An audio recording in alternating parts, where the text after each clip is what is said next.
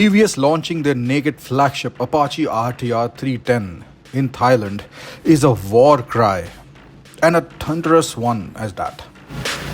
They mean business internationally.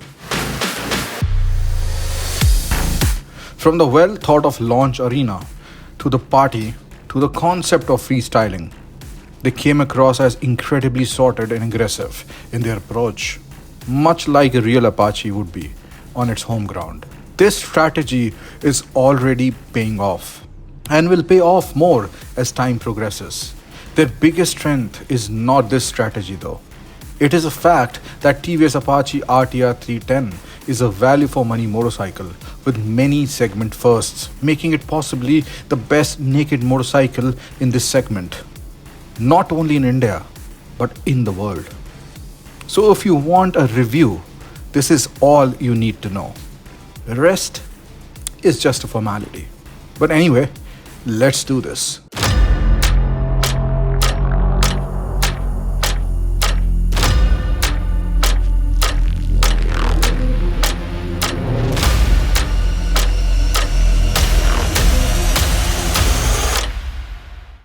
Here is a new RTR 310 and a lot of them are here. We are riding all the yellow motorcycles here, but there are some other colors as well.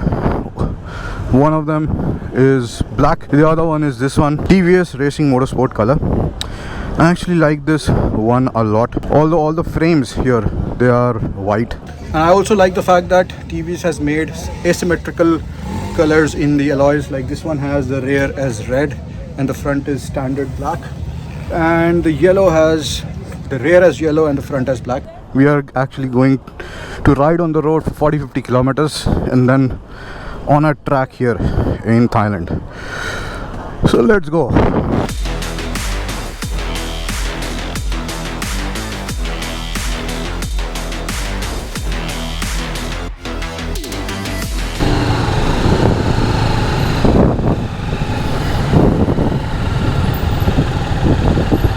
Testing the capabilities of the cooling of the engine probably right now rather than anything else. The bike has got what TVS calls engine coolant jacket optimization, along with 23 rows of radiator tubes, and is purported to have the best in class heat management by reducing the engine temperature because of this. And of course that means superior performance, and I believe this came handy in the Bangkok traffic and definitely will in the hotter climes of Southeast Asia especially. So this is my second time riding a made in India machine in Thailand. In fact, it's my second time since I rode here last in 2019 before pandemic, and that was when I rode from Delhi to Singapore by road.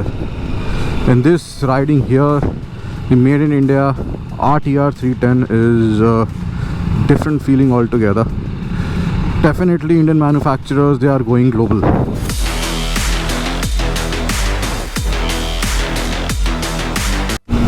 So in fact I am coming directly from Georgia.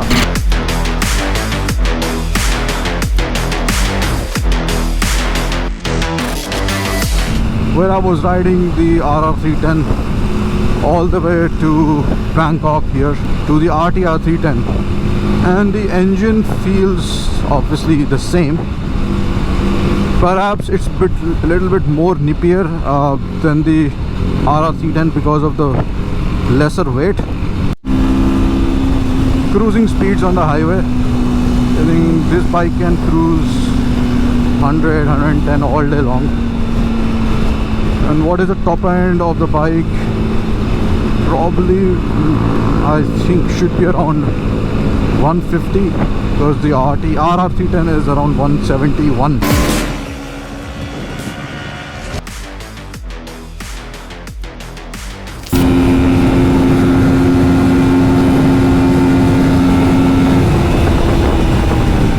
So guys, I'm finally ridden the RTR 310 here in Thailand on the track and on the road, and I'm telling you, this is a great fun motorcycle.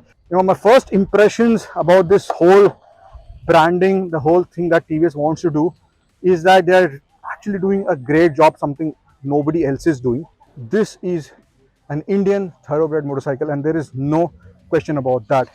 And the TVS logo on the tank, the engine which is made by TVS, which is also used by BMW, says it all. The step-up seat, the grab bars, which are very prominent, the DRL headlights up front, the twin tail lights, and everything is just gels, just gels properly into giving it a proper street fighter. I'm a big fan of the Ducati Street Fighter V4S that I also proudly own. I could have never imagined that I would be referring to the SFV4 in the context of an India made motorcycle in the 300cc segment. But that's the truth. And the comparison is more so in the electronic suite rather than the looks. Can you believe that? Now you decide whether I've lost my mind or TVS has really knocked the ball out of the park with this one. The TVS RTR 310 has a world's first seat with cooling and heating in this segment. And that's just the start. Headlights that brighten up or dim based on your speed. Tail lights that flash when you brake hard. A 5-inch super smooth color TFT screen. Riding modes with a new Supermoto mode that disables the rear ABS. Race-tuned dynamic stability control with 6-axis IMU. Cornering ABS, cornering traction control, cornering cruise control, wheelie control, slope dependent control, rear lift-off control, bi-directional quick shifter, oh this is a nice one. Race-tuned linear stability control, tire pressure monitoring system. This even the Street Fighter doesn't have. TVS SmartX Connect with telephony, music control, GoPro control, smart helmet connectivity. Oh, give me a break. Voice assist, race telemetry, precise turn-by-turn navigation with what 3 words, DigiDocs and crash alert. And let's not forget the fully adjustable suspension with preload compression and rebound damping on the front and preload and rebound on the rear. This is a 300cc motorcycle made in India that we're talking about, not a Ducati Street Fighter. Damn. And when you sit on a motorcycle, because of the step seat and because of the well sculpted tank, although I would have loved that the tank is a little bit higher, you get that extra confidence to do freestyling motorcycle, as TVS wants to call it. This is going to be a proper hooligan motorcycle, as is also seen in the ads that TVS has come out with. I just rode it on the track, which is, I might add, very bumpy, and it was a lot of fun. The Thailand motorsport circuit here. Let's see how the circuit is.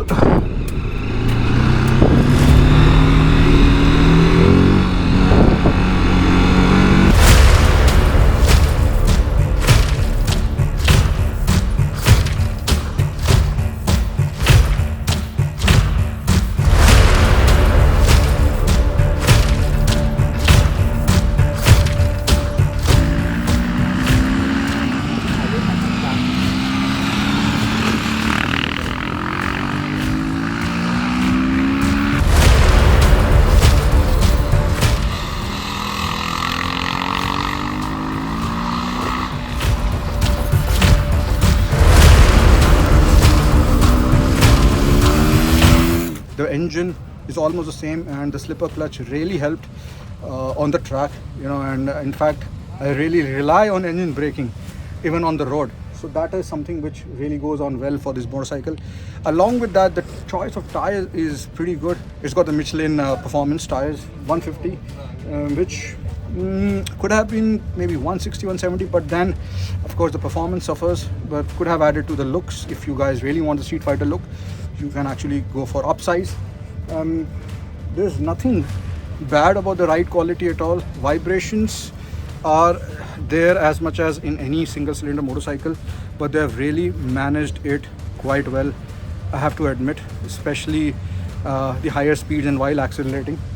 And overall I think it's a very well built motorcycle that you can enjoy on the road while not breaking the bank. It didn't basically threaten to throw you off despite the bumps, although the traction control was quite intrusive sometimes, but that is the idea of the traction control, right? What is the basically aspirational value for this? What is the end game for TVS? The end game for TVS, I think, like all of us, is that to showcase India in a very different light, in a light that we make products which can be sold around the world, which can be ridden by people around the world who have had experience with other established brands like Ducati and BMW. So we are no lesser than them. I love how the front shrouds are. I love the DRL lamp, the twin lamps and everything. But what would make it better? I think number one thing which people would agree is the exhaust. The exhaust is same as the Apache RR 310, which could have been different, truth be told, could have been shorter. And I was actually trying to think really far ahead, saying that the exhaust could have been under seat as well before they convert everything into an electric. Rear tail lamps could have been more defined, little bit longer.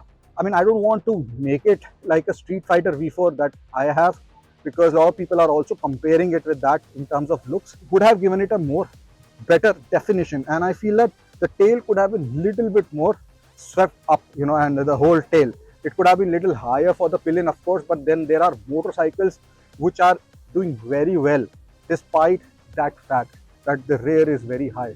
For example, the Yamaha R15. Maybe down the line also we can finally see an under seat exhaust or a single side swing arm on an Indian motorcycle, and I want a completely built in India, and I want Apache to be the first one in that. The other nitty gritties are there, like for example, the RR310 has race spec written on it. This has hyper spec written on the trellis. There is an aluminum subframe over here. The weight, because it is naked, is around 7 to 8 kgs lesser than the RR310, and in fact it makes little bit more torque and power than the RR310, and at lower revs. That means better usability, you know, in the real world on the street. Now, talking about another thing is that this has a little bit different sprocketing, which I'll put on the screen below, which makes the initial little bit better than the RR310.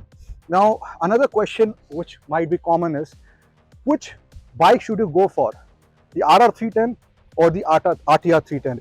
It completely depends on what you want as an individual, what you like. I love street nakeds. I mean, I have a Ducati Street Fighter, which, you know, truth be told, this bike looks a little bit like that, and that is supposed to be a compliment. Every motorcycle has a design element which has been taken from some other bike in some era. It is not possible that you have a completely new design. People are saying that the console here is similar to the Dukes. Tell me, if you have a console like this and if it is just hanging in the air, won't it look similar to another naked motorcycle? Of course it could. You know, I mean, you would have said that, you know, you could have made this round like the Ronin or something like that.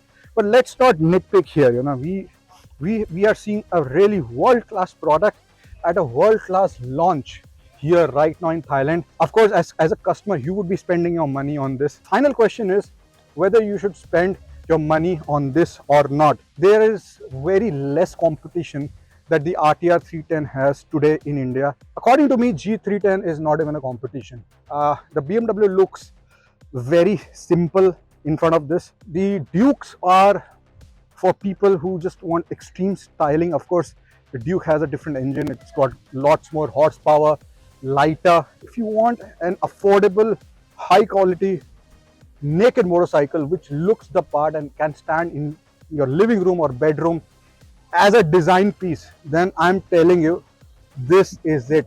There is one more thing which is not here on the bike, the sadi guard. So I don't know how the sadi guard actually looks when it will be sold in India, but obviously you can take that off. I enjoyed the motorcycle a lot. It reeks of quality, and despite having powerful motorcycles, I would not mind. In fact, I would love to have this motorcycle, customize it the way I want. The first thing I'm going to do is change the exhaust. That is what I'm going to do, and then play around with the colors. Talking about colors, there are 3-4 variants that they have, including the TVS Motorsport variant, which actually looks very good. But overall, the yellow and grey looks fantastic on the road and of course off the road. When I was looking at the riders in the distance on the track, I have to say this because we still are not out of that mindset. This bike was not looking like an Indian motorcycle. That is a very strange thing for us Indians to say. But look, we have started comparing our bikes made in India with bikes that are made by other manufacturers since many years. And that is a very good thing, because now we are finally up there. TVS also showed touring ready RTR 310s yesterday at the event, and they really looked amazing with the front, visor and tail bag and the side panniers and stuff like that. So I think they will come out with a host of accessories, riding gear, which would go with this kind of a style very soon. So I wish all the best to TVS.